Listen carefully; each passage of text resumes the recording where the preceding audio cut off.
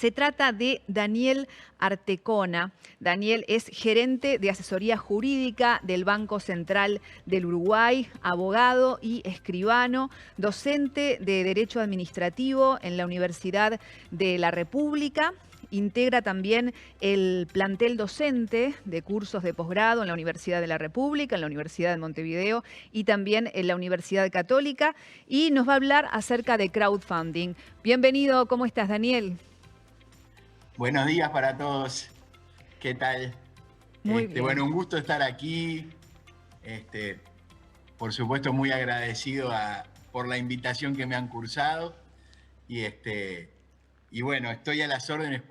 Cuando quieran ya empiezo. No sé si... Sí, sí, por supuesto. eh, El aire es porque está... tuyo. Perfecto. No, te preguntaba porque estamos 5 minutos antes, pero... Está bien. Eh, Bienvenido, Daniel. Bienvenido, ¿Qué? Daniel. Será un gusto poder compartir contigo y, por supuesto, con los organizadores que están por aquí también escuchándote atentamente.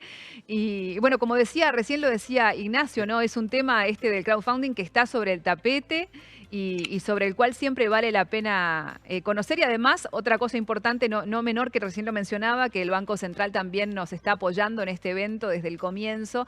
Así que desde ya el agradecimiento. Bárbaro, muy bien. No, nosotros somos, yo especialmente y mi institución somos los agradecidos por poder participar en esta instancia. Así que muchísimas gracias eh, y bueno, empezamos entonces a desarrollar el tema. Muy Perfecto. bien. Eh, bueno, buenos días para todos. Felicitaciones a los organizadores por la riqueza de la temática de este evento y la actualidad de los temas tratados y el nivel de los expositores que han participado, que me honra, es una distinción para mí poder participar en él. Y bueno, nos ha tocado exponer sobre un tema que titulamos como crowdfunding, pero este, como la expresión crowdfunding puede tener diversas connotaciones o puede abarcar fenómenos muy distintos, aunque todos vinculados a la captación de fondos para emprendimientos o empresas. Sí queremos puntualizar en primer lugar que lo que estamos hablando acá es de inversiones financieras. O sea, nuestra exposición va a estar centrada, no va a estar centrada en otro tipo de financiamientos colectivos que se puedan realizar, por ejemplo, a través de donaciones, captación de fondos, apelando a la liberalidad de los donantes por el interés en aportar a cierto emprendimiento o en obtener una recompensa de otro tipo o la adquisición de un bien o un servicio determinado. Acá fundamentalmente lo que estamos pensando es en aquellas personas que pretenden realizar una inversión financiera, es decir, obtener un retorno de un capital invertido. Obtener un retorno de un capital invertido. Ese es el punto donde corresponde intervenir al Banco Central y sobre el que va a estar centrada la exposición, más allá entonces de puntualizar en primer lugar que sabemos que el crowdfunding, que es, como su nombre en inglés lo dice, recurrir al financiamiento de muchos para el desarrollo de emprendimientos, tiene otras connotaciones más amplias que la simple inversión financiera. Pero en nuestro caso, lo que nos interesa es quien invierte para obtener una rentabilidad, un retorno de esa inversión de su capital. Entonces, creo que para entender, para partir desde el origen de este fenómeno, digamos, vamos a ver algunas nociones generales de cómo se financia cualquier emprendimiento, cualquier empresa, entendida como organización de capital y trabajo para el logro de un fin. Y básicamente, y ustedes todos lo saben, las empresas se financian con capital o con pasivo. El capital consiste básicamente en el aporte individualizado que realizan los socios o accionistas de esa empresa, o también el capital puede realizarse a través de la captación de recursos del público cuando estamos frente a sociedades abiertas que se capitalizan recurriendo al mercado de capitales. Por otro lado, las empresas pueden obtener recursos, obviamente generando pasivo, ¿verdad? Generando pasivo, es decir, contrayendo obligaciones financieras diferidas con terceros.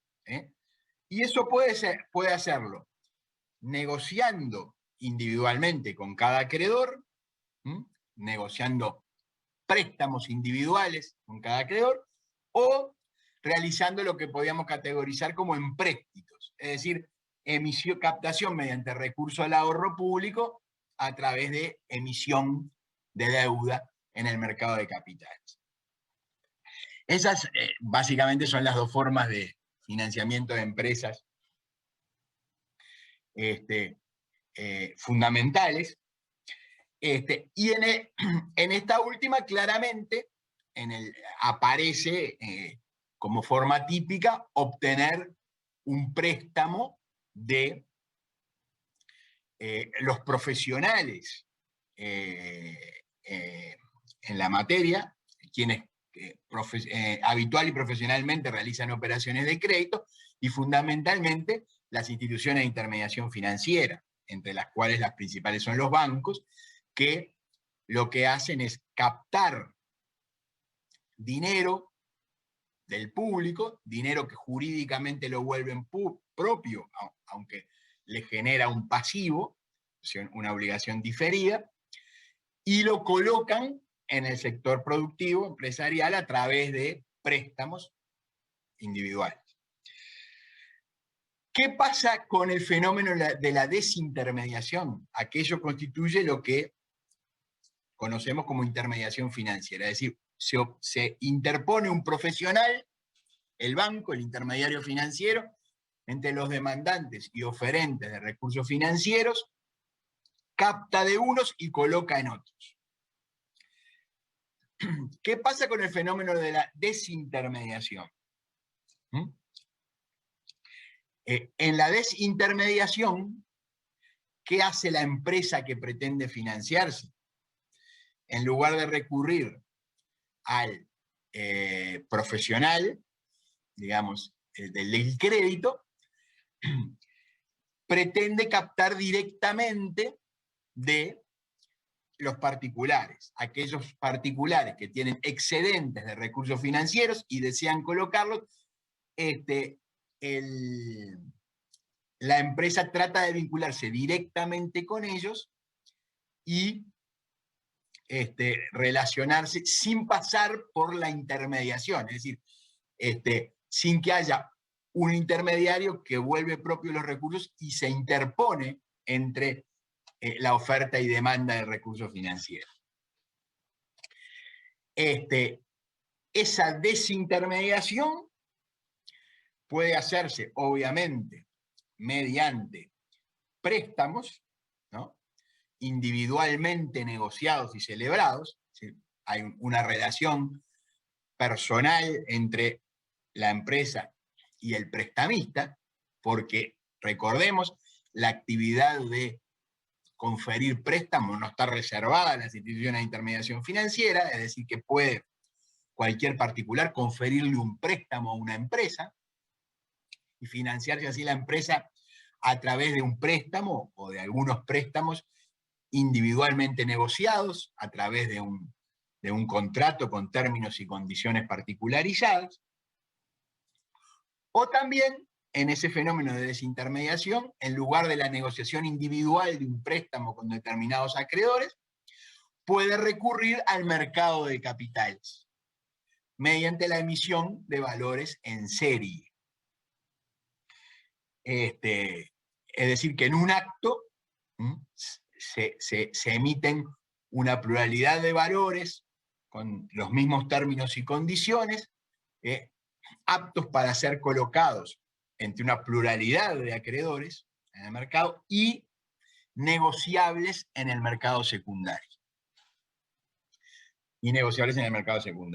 Este es el fenómeno que, de emisión de valores de oferta pública, que pretende regula, la ley reguló en su momento la 16.749 y hoy día lo regula la ley 18.627.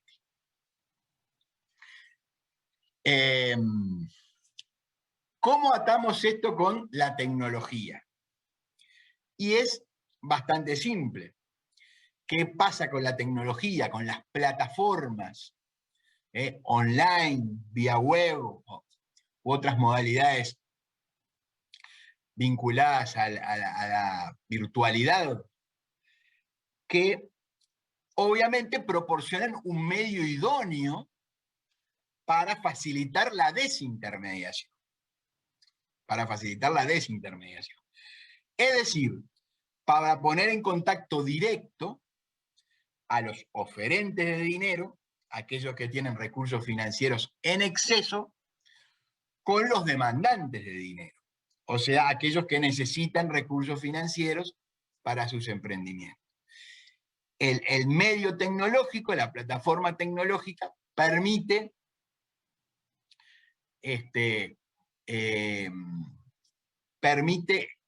idóneamente lograr un acercamiento masivo entre demandantes y oferentes de recursos financieros.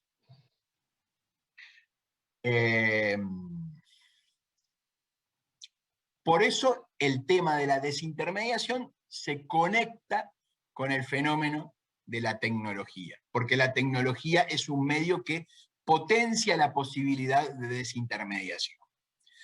Eso quiere decir que la intermediación y la desintermediación son fenómenos opuestos o que compiten entre sí. Bueno, en realidad quizás se complementan, es decir, y tienen puntos a favor y en contra ambos, digamos. Claramente, cuando hay un intermediario, hay una profesionalización del intermediario, y además el hecho de que esté sujeto a una regulación profusa y estricta sobre responsabilidad patrimonial, requerimientos de capital, requisitos mínimos de liquidez, etc., le da una certeza, una seguridad a quien utiliza el mecanismo de colocar sus recursos en el intermediario financiero y a su vez él te lo coloca en las empresas. Pero la desintermediación también puede tener sus ventajas. Por ejemplo, dar al inversor márgenes de rentabilidad que no obtiene en el intermediario financiero, en su inversión, márgenes de rentabilidad que no obtiene, y probablemente al emprendedor o a la empresa que busca recursos de financiamiento, acceder a fuentes alternativas de crédito que por diversas circunstancias quizás se le dificultan en el mercado bancario o no consigue en las mejores condiciones. Entonces, no son fenómenos excluyentes, son fenómenos complementarios, ambos tienen ventajas y desventajas, pero es claro que el fenómeno de la tecnología intensifica la posibilidad de desintermediación, facilita el fenómeno de la desintermediación. Entonces, surgen estas nuevas figuras que se han expandido por el mundo y que son las plataformas y los administradores de esas plataformas que a través de las cuales se conectan demandantes y oferentes de recursos financieros. Por supuesto, en todas partes del mundo, y en Uruguay también, se plantea cómo tratar, cómo encarar ese fenómeno. Se ha planteado. Y las preguntas son muy claras. ¿Esto requiere una regulación específica por el mero hecho de ser un nuevo medio, la tecnología que se introduce en el desarrollo de la operativa? O sea, ¿necesita una regulación específica o es suficiente la ya existente, el marco jurídico ya existente? ¿Son nuevos servicios o constituyen modalidades de prestación de servicios financieros que ya existían? Y ese es el camino por el que todos los ordenamientos jurídicos del mundo han transitado y están transitando. ¿Por qué? Además, porque obviamente hay cierta tensión, y la vivimos y la estamos viviendo, entre la necesidad de innovar, de adoptar estos nuevos mecanismos tecnológicos que permiten nuevas modalidades de acercamiento entre las personas para la realización de negocios financieros. Por un lado, la necesidad de potenciar eso y potenciar que las empresas y las microempresas, las pequeñas empresas, obtengan mayores fuentes de financiamiento. Y por otro lado, la necesidad de mantener un sistema financiero sólido, mantener las debidas seguridades para los inversores que colocan sus recursos financieros a través de estas modalidades. No descuidar, y ahí hay un equilibrio necesario, pero un equilibrio difícil de lograr, entre, por un lado, no matar los emprendimientos, no desincentivar el uso del instrumento, y por otro lado, insertarlo dentro de un marco regulatorio que dé certezas, que dé seguridades, y que además fomente una competencia legal entre los distintos operadores. Tampoco que haya tratamientos asimétricos. Entonces, en estas modalidades, y frente a esta realidad, el Banco Central enfrentó dos fenómenos. Por un lado, el de las plataformas en las cuales se celebran préstamos entre particulares. Allí lo que hay es simplemente operaciones de préstamo individualizadas entre un sujeto acreedor y un sujeto deudor, y la plataforma opera como el medio a través de los cuales se vincula, y hay un administrador que ofrece ciertos servicios a quienes intervienen en esa plataforma. Obviamente, el servicio de operar esa plataforma, es decir, dar los instrumentos para que los participantes puedan actuar en ella, y además algunos otros servicios. Entonces, frente a la existencia de ese fenómeno, la pregunta fue, bueno, ¿requiere un marco legal específico? La respuesta hasta el momento ha sido no requiere un marco legal específico. Se subsume en una figura que es la del mediador financiero, que es aquel que acerca a las partes sin asumir riesgo alguno. Acerca oferentes y demandantes de recursos financieros sin asumir riesgo alguno. Es una figura que estaba prevista como pasible de ser regulada y controlada por el Banco Central, y que con motivo del desarrollo de este tipo de plataformas, el banco decidió regular específicamente. No lo había hecho hasta ese momento. Pero por lo tanto, no aparece una nueva figura, digamos, legal en el paraguas del mediador financiero. El Banco Central establece una regulación sobre esas plataformas y esos sujetos. La propia ley dice, bueno, la regulación y control de los mediadores, en principio está dirigida a la prevención del lavado de activos y financiamiento del terrorismo y la protección del consumidor financiero. Lo dice la Carta Orgánica del Banco Central. Pero la regulación, además, y claramente, tiene que evitar que el mediador se transforme en intermediario. Es decir, que vuelva propios los recursos o garantice las inversiones realizadas. De algún modo, la regulación también tiene que enfocar de encuadrar adecuadamente la actividad del mediador, de manera que no se transforme en intermediario. Bueno, este fenómeno fue regulado por la circular 2307 de 21 de noviembre de 2018, con esos tres propósitos: evitar la realización de operaciones que pudieran incluirse o categorizarse como intermediación financiera, brindar un adecuado marco de protección a quienes decidan invertir recursos financieros a través de esas plataformas, y obviamente las obligaciones vinculadas a la prevención del lavado y conocimiento del cliente, debida diligencia, control de beneficiario final, etc. Entonces, como puntos fundamentales o principales de esa regulación, la administradora de la plataforma debe tener forma societaria, inscribirse en el Banco Central, constituir una garantía relativamente exigua. Los demandantes de préstamos solamente deben ser residentes en Uruguay.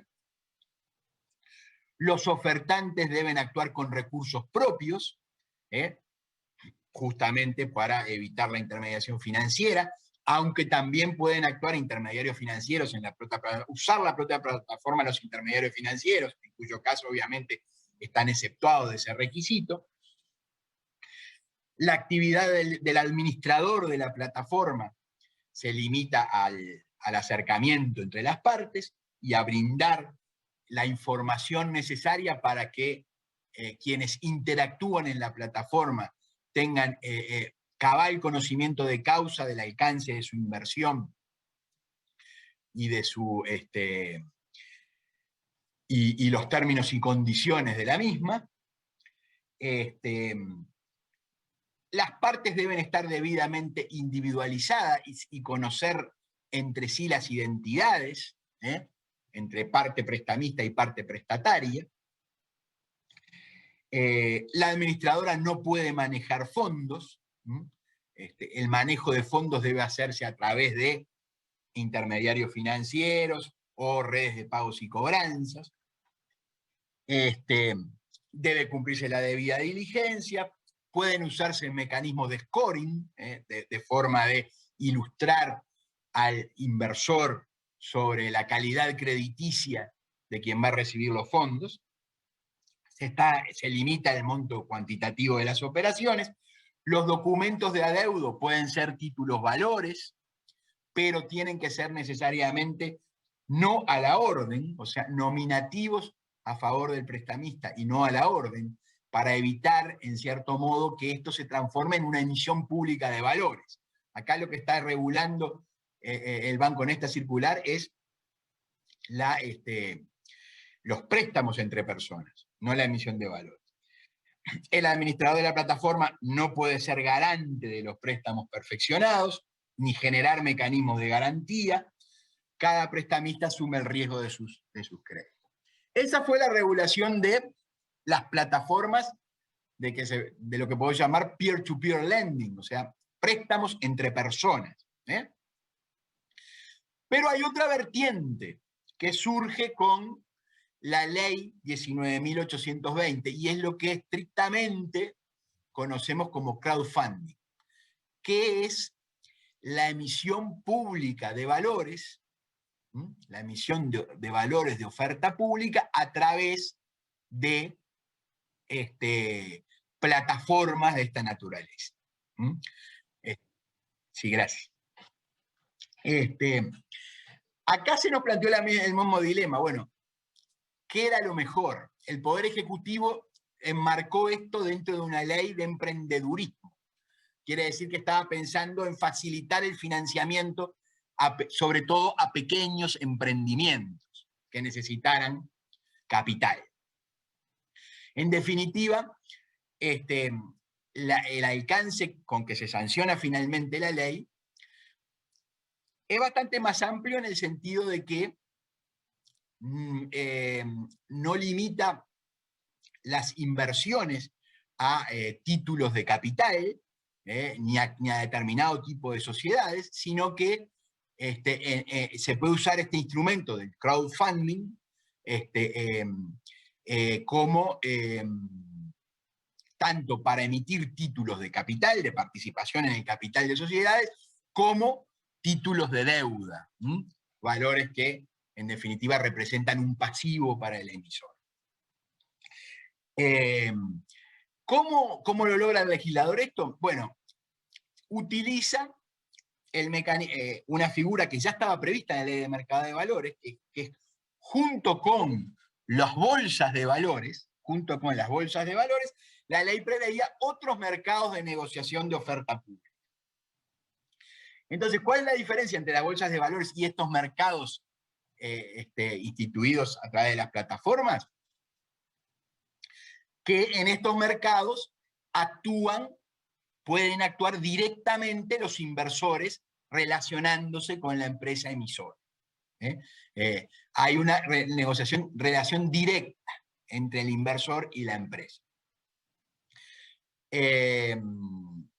En cambio, en las bolsas actúan ¿quiénes? Los profesionales, intermediarios de valores, sus miembros, o instituciones financieras que conforman las bolsas, inversores especializados, autorizados a operar en ellas, pero no actúa un inversor minorista, un pequeño inversor, que aquí puede actuar directamente, aunque también puede hacerlo a través de profesionales, tanto de intermediarios de valores como también asesorado por asesores de inversión, pero puede invertir tanto en títulos de deuda como de capital, un inversor no sofisticado directamente registrándose en la plataforma y actuando en ella.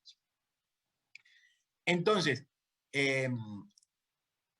¿cuáles son las notas características de esto? Bueno, que la ley la reserva a emisiones de monto reducido, y ahí la reglamentación bancocentralista establece que el límite de emisiones son 10 millones de UI en el conjunto de plataformas para cada emisión, para cada emisor, y que pueden actuar en esta plataforma emisores con ventas anuales no superiores a 75 millones de unidades indexadas, en los 2 últimos ejercicios. Límite que es individual o por conjunto económico. Y lo que importa es que acá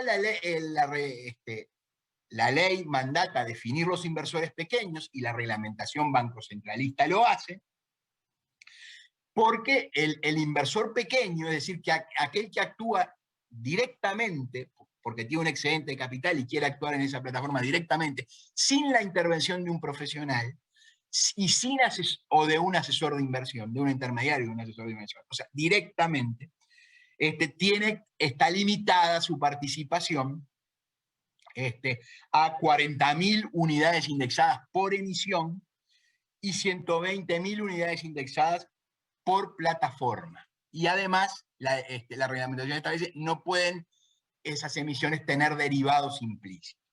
O sea que establece un límite cuantitativo y también un límite cualitativo a la intervención del inversor pequeño.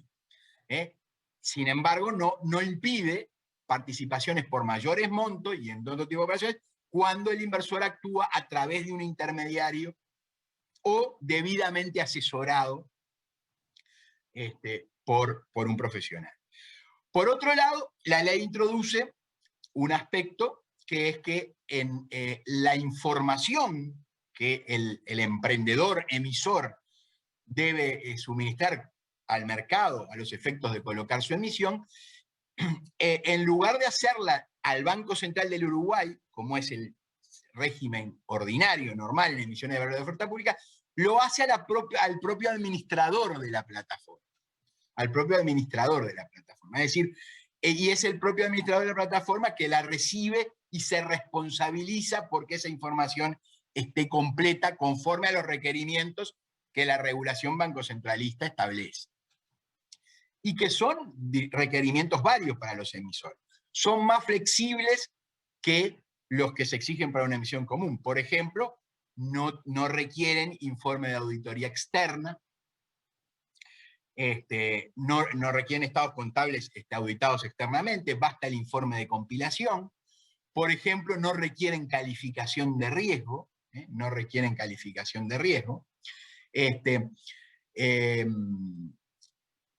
Por ejemplo, también pueden suplir los certificados fiscales por certificados de la Dirección de Pequeñas y Medianas Empresas del Ministerio de Industria, Energía y Minería.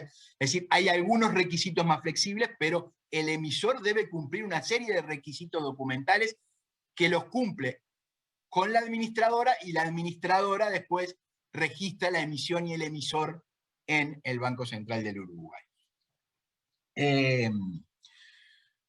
Bueno, me queda poco tiempo, pero es claro entonces que aquí tenemos un sujeto que es el emisor, que se pretende que sea un emisor pequeño, necesitado de capital y que pueda lograrlo hasta una financiación alternativa por esta vía. Los inversores, que deben tener la adecuada información, y en caso de ser inversores pequeños, tienen limitado cuantitativa y cualitativamente esa inversión.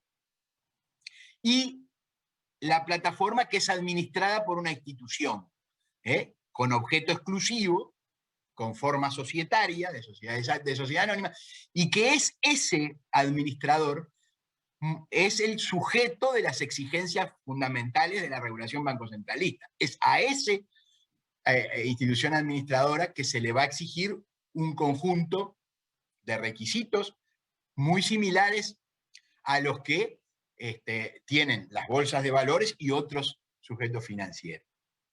O sea, tanto en cuanto a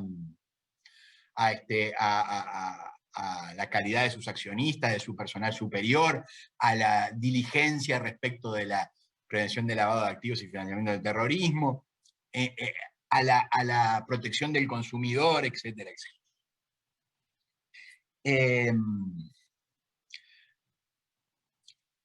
Esas plataformas deben tener un ámbito específico para el mercado secundario y tienen determinadas prohibiciones.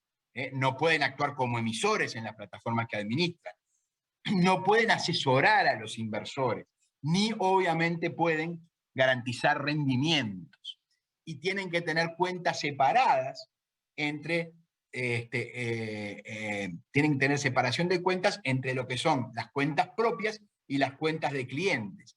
Y los fondos, y en esto es muy importante, igual que las redes de pagos y cobranzas, en principio no pueden superar la tenencia de fondos de clientes las 48 horas, para que no, en definitiva, no se desvirtúe la actividad del administrador de la plataforma.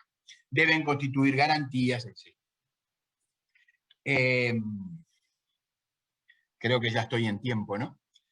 Simplemente decirles que respecto de los emisores en estas plataformas, hay un conjunto de disposiciones de gobierno corporativo que no son aplicables, como la existencia del Comité de Auditoría y Vigilancia, la necesidad de que la retribución de los directores sea aprobada por la Asamblea de Accionistas, determinados contenidos de la memoria anual, la necesidad de designar auditores externos. Hay un conjunto de mecanismos de exigencias del gobierno corporativo que no les son aplicables, y también que a los administradores les son aplicables un conjunto de disposiciones que también rigen a las bolsas de valores, como el objeto exclusivo, como la necesidad de constituir garantías, como la necesidad de someter su reglamentación interna a aprobación del Banco Central. Disculpen que ya me excedí de tiempo. Muchas gracias y muy amables por este espacio que me han dado. Simplemente decirles que, no sé si están enterados, el Banco Central ha creado una oficina de innovación y un observatorio de innovación y está abierto a todas las iniciativas en materia de nuevas modalidades de servicios financieros a través de la tecnología que distintos emprendedores quieran hacer llegar. Muchas gracias y disculpen si me dilaté un poquito más de la cuenta. No, muchas gracias a vos, Daniel, por todo el aporte y esto que mencionabas como último punto, esto de la oficina, sin dudas que es también otro tema a tener en cuenta para consultar allí en el Banco Central del Uruguay. Que tengas muy buen día. Igualmente, muy buena jornada para ustedes y bueno, felicitaciones por el evento y mucho éxito. Muchísimas gracias. Daniel Artecona entonces era quien nos brindaba esta conferencia acerca de crowdfunding. Él es el gerente de asesoría jurídica del Banco Central del Uruguay.